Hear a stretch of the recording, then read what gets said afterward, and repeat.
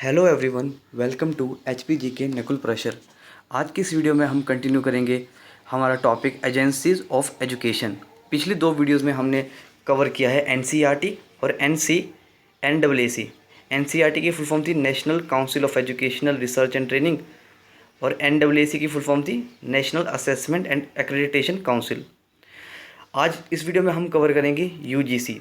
First of all, UGC की full form क्या होती है? यूजीसी की फुल फॉर्म है यूनिवर्सिटी ग्रांट्स कमीशन। देखिए, जैसा नाम वैसा काम। यूजीसी क्या है? ये एक कमीशन है जो क्या करती है? ग्रांट्स प्रोवाइड करती है। और किसको प्रोवाइड करती है ग्रांट्स? यूनिवर्सिटी को। सो यूजीसी की फुल फॉर्म है यूनिवर्सिटी ग्रांट्स कमीशन। तो हम यूजीसी के इतिहास के बारे में कुछ जानकारी आज प्राप्त करेंगे। सबसे पहले आता है सार्जेंट रिपोर्ट। सार्जेंट रिपोर्ट जो है आई थी 1944 में, ठीक है। जब सार्जेंट रिपोर्ट 1944 में आती है, उसके बाद 1945 में एक एडवाइजरी कमेटी सेटअप की जाती है, जिसका काम होता है कि वो डिमांड करती है एजुकेशन से रिलेटेड एजुकेशन मिनिस्ट्री में, और एजुकेशन मिनिस्ट्री जो है उन फंड्स के लिए डिमांड करती है आगे फाइनेंस मिनिस्ट्री में। लेकिन इस समय तक इस एडवाइजरी कमेटी का कोई खास रोल नहीं होता। लेकिन जैसे ही भारत आज़ाद होता है 1947 में, उसके ठीक एक साल बाद यूनिवर्सिटी एजुकेशन कमीशन सेटअप किया जाता है। यूनिवर्सिटी एजुकेशन कमीशन कब बनता है? 1948 में, और इसके चेयरमैन होते हैं एस राधा कृष्णन। आपको एक चीज़ कमेंट में टाइप करना है कि टीचर्स डे कब मनाया जाता है इंडिया में, और ये किसके जन्म उपलक्ष्य पर मनाया जाता है। हम पहुंचे थे यूनिवर्सिटी एजुकेशन कमीशन तक। यूनिवर्सिटी एजुकेशन कमीशन आपका सेटअप होता है 1948 में, ठीक है। और ये जो ये जो यूनिवर्सिटी एजुकेशन कमीशन है, ये रिकमेंड करता है कि हमें एक यूजीसी बनाना होगा, ठीक है। तो जो है यूजीसी को फिर बाद में फॉर्मली इनॉग्रेट करते हैं हमारे फर्स्ट एजुकेशन मिनिस्टर जो थे मौलाना अबुल कलाम आज़ाद। कब करते हैं? 28 दिसंबर 1953 को। यूजीसी को फॉर्मली इनॉग्रेट करते हैं 28 दिसंबर 1953 को। कौन? मौलाना अबुल कलाम आज़ाद।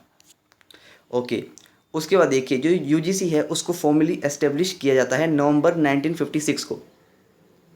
इनॉग्रेट कब करते हैं? 28 दिसंबर 1953 को, और इसको जो है फॉर्मली एस्टेब्लिश करते हैं नवंबर 1956 को। अब जो section 6 of article 5 of UGC act 1956 है, वो कहता है कि यूजीसी की कमेटी में टोटल 9 मेंबर्स होने चाहिए, ठीक है। जिसमें जो नॉट मोर देन 3 मेंबर्स जो हैं वो होने चाहिए among the vice chancellors of the university. Not more than 3 member जो हैं वो कौन होने चाहिए? जो वाइस चांसलर्स ऑफ यूनिवर्सिटी के। 2 मेंबर होंगे आपके जो ऑफिसर होंगे सेंट्रल गवर्नमेंट में, ठीक है। उसके बाद जो रिमेनिंग 4 मेंबर्स जो बच गए, जो 4 मेंबर्स रिमेनिंग बच गए, वो आपके एजुकेशन बैकग्राउंड से होने चाहिए। वो एक एमिनेंट एजुकेशनिस्ट हो सकते हैं जिन्होंने बहुत अच्छी डिस्टिंक्शन प्राप्त करी हो एजुकेशन से रिलेटेड। ये थे हमारे 9 मेंबर्स जो प्रिस्क्राइब किस में किए गए हैं? Section 6 of article 5। यहाँ पे 5 मिस प्रिंट है, आप इसको याद रखेंगे। सेक्शन 6 ऑफ आर्टिकल 5 मेंबर्स कितने होंगे? 9 मेंबर्स होंगे, जिनमें नॉट मोर देन 3 मेंबर्स जो है वाइस चांसलर्स होंगे यूनिवर्सिटी के। 2 मेंबर्स जो है वो गवर्नमेंट ऑफिसर्स होंगे, और जो बचे हुए 4 मेंबर्स हैं वो कौन होंगे? वो होंगे आपके एजुकेशनिस्ट, ठीक है। उसके बाद देखिए, provided that not less than 1/2 of the total number of chosen shall be from among persons who are not officer centre government या फिर स्टेट गवर्नमेंट। मतलब कहने का मतलब ये है कि ये कह रहे हैं कि 1/2 जो भी नॉन ऑफिसर्स हैं, जो भी नॉन गवर्नमेंट के पीपल हैं जो इसमें सेलेक्ट किए गए हैं इस कमेटी में, वो 1/2 होने ही चाहिए, ठीक है। ये इनका कहना है। अब आगे बढ़ते हैं। The central government shall nominate a member of the commission not being an officer of the central government to the chairman thereof. इसका कहने का मतलब ये है कि जो चेयरमैन होगा यूजीसी का, वो ऐसा व्यक्ति नहीं होगा जो गवर्नमेंट का ऑफिसर हो या गवर्नमेंट से किसी भी तरह का लिंक रखता हो। ओके, लेकिन जब इसका अमेंडमेंट किया गया अप्रैल 1966 में, ठीक है, तो इसके टोटल नंबर जो हैं वो बढ़ा दिए गए और वो कर दिए गए 12। पहले कितने थे? पहले 9 थे, बाद में इसको बढ़ा के कर दिया गया 12। देखिए, the chairperson is appointed a term of 5 years. जो यहाँ का यूजीसी का जो चेयरपर्सन होता है, जो चेयरमैन होता है, वो 5 साल के लिए चुना जाता है। The commission is required to submit an annual report to the parliament.